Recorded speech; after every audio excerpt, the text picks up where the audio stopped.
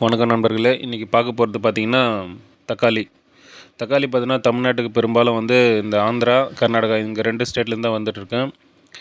இப்போ வந்து பார்த்திங்கன்னா மகாராஷ்டிரா பார்த்திங்கன்னா இதை விட கம்மியாக இருக்கிற இடம் சொல்கிறேன். அது பார்த்திங்கன்னா ரகாட்டா. ரகாட்டா எங்கே இருக்குதுன்னா ஸ்ரீரடி, சாய் ஸ்ரீரடி இருக்குல்ல, அது பக்கத்தில் இருக்குது. டைரெக்டாக ஸ்ரீரடி ட்ரெயின் இருக்குது.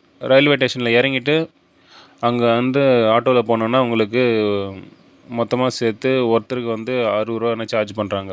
ஏன்னா அங்கேருந்து 15 கிலோமீட்டர் வருது ரகாட்டாக்கு. ஆனால் ரகாட்டான்னு வந்து நம்ம சொல்கிறோம், அங்கே வந்து பார்த்திங்கன்னா ராதான்ற மாதிரி சொல்கிறாங்க. அந்த ப்ரொனவுன்சியேஷன் கொஞ்சம் மாறுது. ஆனால் இங்கிலீஷில் ரகாட்டான்னு தான் போட்டிருக்கு. நம்ம அங்கே போகும்போது நாங்கள் ரகாட்டான்னு தான் சொல்லி போனோம். ஆனால் அங்கே பார்த்திங்கன்னா அங்கே இருக்கிற மக்கள் வந்து ராதான்ற மாதிரி சொல்கிறாங்க. அங்கே போகும்போது அங்கே மார்க்கெட் இருக்குது. அங்கே பார்த்திங்கன்னா ஒரு பாக்ஸ் வந்து இன்றைக்கி ரூ. 95 ரேஞ்சில் போயிருக்கு. அதான் எப்படின்னா ரூ. 15 கிலோ பாக்ஸ் வந்து 95 அப்படின்னா ரூ. 6.50 அந்த மாதிரி வருது. ஏன் இந்த மாதிரி ரொம்ப சீப்பாக இருக்குதுன்னு பார்த்தீங்கன்னா, விளைச்சல் ரொம்ப அதிகமாக வரும்போது இந்த மாதிரி சீப்பாக கிடைக்கிறதுக்கு நிறைய வாய்ப்பு இருக்குது.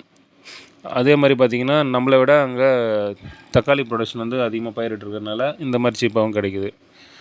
நம்ம இங்கே எடுக்கிறத பார்த்திங்கன்னா கர்நாடகாலேயோ ஆந்திராலேயோ எடுக்கும்போது இப்போ ஒரு கிலோவுக்கு வந்து ரூ. 12 13 ஆகுது நம்ம ஏறுறதுக்கு வர்றதுக்கு.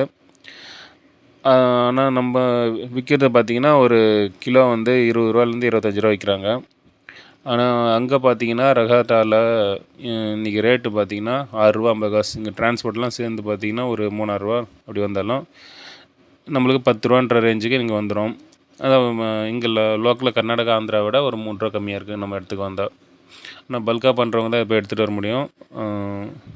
ரகாட்டாக்கு போனீங்கன்னா கம்மி ரேட்டுக்கு ஓரளவுக்கு நல்ல தரமான பழமாக எடுத்துகிட்டு வரலாம். இந்த மாதிரி டைமில் நல்லா அது எப்படி சொல்கிறது, செங்காயாக இருக்கிற காயெல்லாம் ஓரளவுக்கு நல்ல ரேட்டுக்கு நம்மளுக்கு கிடைக்கும். ரகாட்டாவில் பார்த்திங்கன்னா இது மட்டும் இல்லை, மாதுளம்பழம் ரொம்ப ஃபேமஸ் அங்கே ஸ்ரீரடி அது பக்கத்தில் இருக்க இடம்லாம். மாதுளம்பழமும் ரொம்ப சீப்பாக கிடைக்குது. ஆனால் தக்காளி வந்து பார்த்திங்கன்னா அதை விட சீப்பாக இருக்குது. இன்னொரு விஷயம், அதே மாதிரி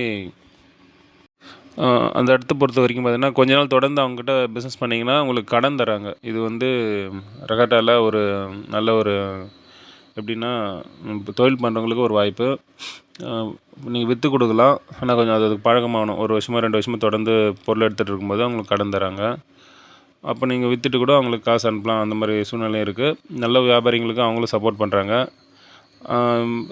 சில டைமில் வந்து மிஸ்டேக் நடக்குது, சாதாரண விஷயம் தான் எல்லாருக்கும். ஏன்னா தொழில் வந்து எல்லாத்தையும் நம்ம சொல்கிற மாதிரிலாம் நடக்காது.